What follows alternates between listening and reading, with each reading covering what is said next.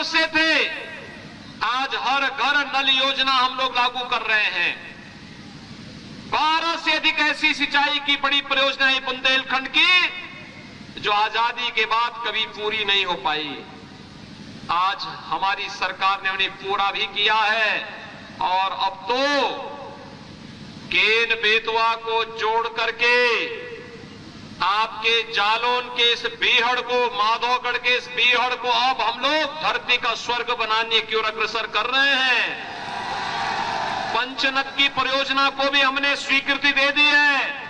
Budget में पंचनद की परियोजना पर्यटन भी, सिंचाई भी और पेयजल के लिए आरओ का पानी भी आपके घर घर में पहुंचाने का काम कराएगी डबल इंजन की सरकार।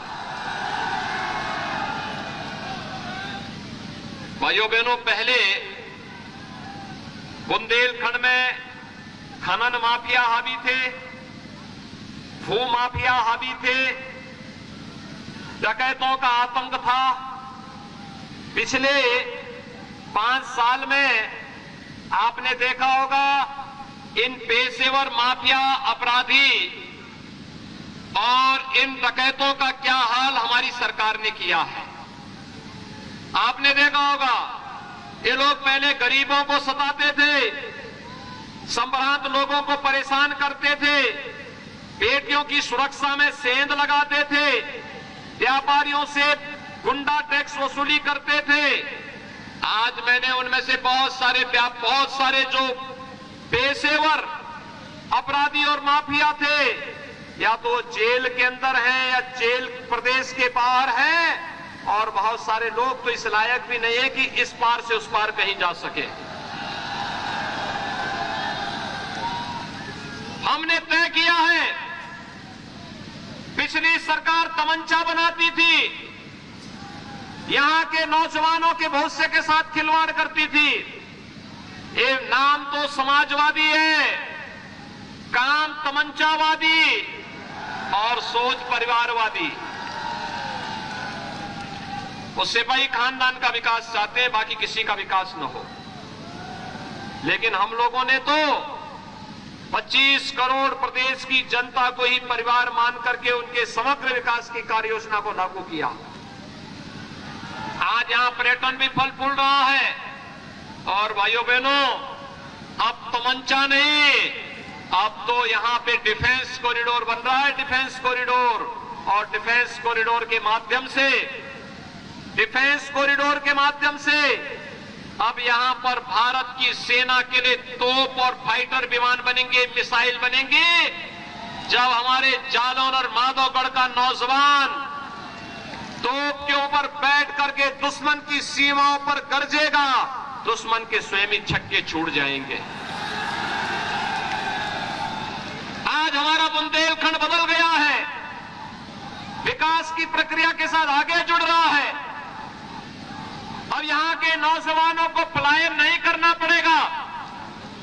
भाइयों बहनों, हमारी सरकार ने आने के साथ जो कार्य यहां पर प्रारंभ किया, आप थोड़ा उस पे नजर डालेंगे तो आपको पता लगेगा कि वास्तव में पिछली सरकारें कितना बड़ा अन्याय करती थी।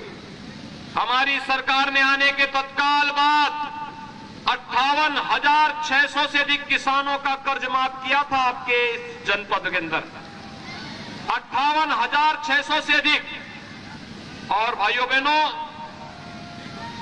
2,11,000 से अधिक किसानों को हम लोग सालाना डबल इंजन की सरकार प्रधानमंत्री मोदी जी के नेतृत्व में 6,000 रुपए हर वर्ष उनके खाते में प्रधानमंत्री किसान सम्मान निधि का लाभ दे रहे हैं।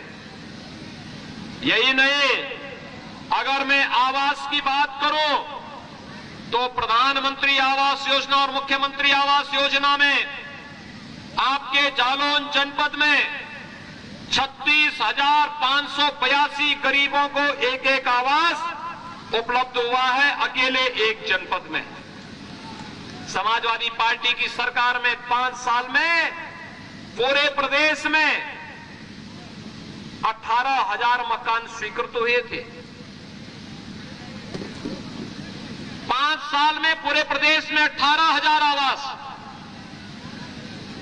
और भाइयों बहनों, भारतीय जनता पार्टी की डबल इंजन की सरकार ने 5 साल में पूरे प्रदेश में 43,50,000 गरीबों को एक एक मकान दिया है। 43,50,000।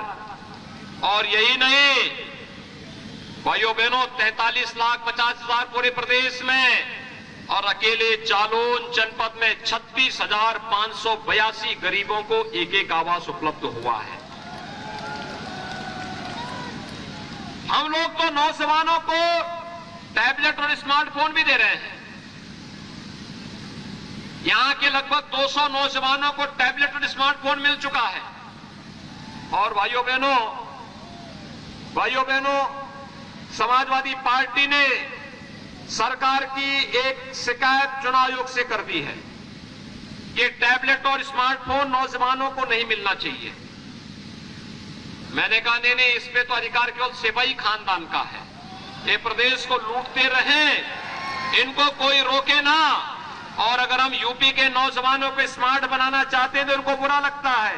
और मैंने भी तय किया है, अभी तो 1 करोड़ नौजवानों को टैबलेट और स्मार्टफोन दे रहे हैं। आने दीजिए डबल इंजन की सरकार। 10 मार्च के बाद अगले 5 वर्ष के अंदर 2 करोड़ नौजवानों को टैबलेट स्मार्टफोन भी देंगे और डिजिटल एक्सेस भी फ्री में देंगे। भाइयों बहनों, इनके विजन का कहीं भी ये कोई भी विकास इनके एजेंडे में नहीं था, सुरक्षा इनके एजेंडे में नहीं था। ये लोग तो केवल अपना विकास चाहते थे। हमारा नारा है सबका साथ सबके विकास का, लेकिन इनका नारा है सबका साथ लेकिन सिपाही खानदान का केवल विकास हो। और यही कारण है कि सिपाही खानदान के कारण ये प्रदेश में दंगे होते थे। हर तीसरे दिन एक दंगा, महीनों तक कर्फ्यू लगता था, बेटियां सुरक्षित नहीं थी, राजनी होती थी, व्यापारियों के यहां डकैती और गुंडा टैक्स वसूला जाता था। कर्फ्यू में महीनों प्रदेश तबाह रहता था। आज भाइयों बहनों, प्रदेश में कर्फ्यू नहीं, अब तो शानदार और जानदार कावड़ यात्रा निकल रही है। कावड़ यात्रा अब कोई बमबाजी नहीं करता है, अब तो हर हर बम बम का नारा लगाते हैं। जब शिव के गण कावड़ यात्री निकलते हैं तो अच्छे दंगाई भी अपने बिलों के अंदर घुसने के लिए मजबूर हो जाते हैं, फिर उनकी हिम्मत नहीं होती बाहर आने की। और भाइयों बहनों, आज मैं इसीलिए आपके बीच में आया हूं। मुझे एक बात बताइए, वर्तमान में कोरोना महामारी से पूरी दुनिया तबाह है। कोरोना कालखंड में मूलचंद जी, भानु प्रताप जी, ये सभी लोग तो आपके पास आए होंगे। डबल इंजन की सरकार काम कर रही थी। मैंने स्वयं मेडिकल कॉलेज जालौन का निरीक्षण किया था। झांसी में मैं आया था, ललितपुर में मैं गया था, महोबा में मैंने दौरा किया, बांदा में, हमीरपुर में, चित्रकूट में, सभी जगह में गया था। लेकिन क्या ये सपा बसपा कांग्रेस के नेताओं के भी कभी दर्शन हो रहे थे क्या कोरोना कालखंड में? चुनाव के दौरान तो ये लोग आए होंगे, लेकिन चुनाव के पहले जब कोरोना महामारी थी तब भी आ रहे थे क्या? और मैं तो तब भी दौरा कर रहा था प्रदेश में। भाइयों बहनों, फ्री में टेस्ट, फ्री में उपचार और फ्री में वैक्सीन भी। कितने लोगों ने वैक्सीन ले ली है?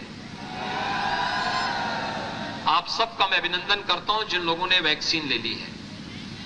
ये वैक्सीन कोरोना के खिलाफ देश की लड़ाई का प्रतीक है। इसी वैक्सीन ने हमारी जान को बचाया है। लेकिन समाजवादी पार्टी और कांग्रेस के नेता वैक्सीन के खिलाफ दुष्प्रचार कर रहे थे। कहते थे ये मोदी वैक्सीन है, भाजपा का वैक्सीन है, नहीं लेंगे। आज उनको बताने की आवश्यकता है कि भाजपा की वैक्सीन और मोदी वैक्सीन ने हमारी जान को बचाया है। जो जान को बचाएगा वही सच्चा साथी है, शेष तो अवसरवादी हैं। और यह वोट भी इसी भाजपा की पक्ष में जाएगा।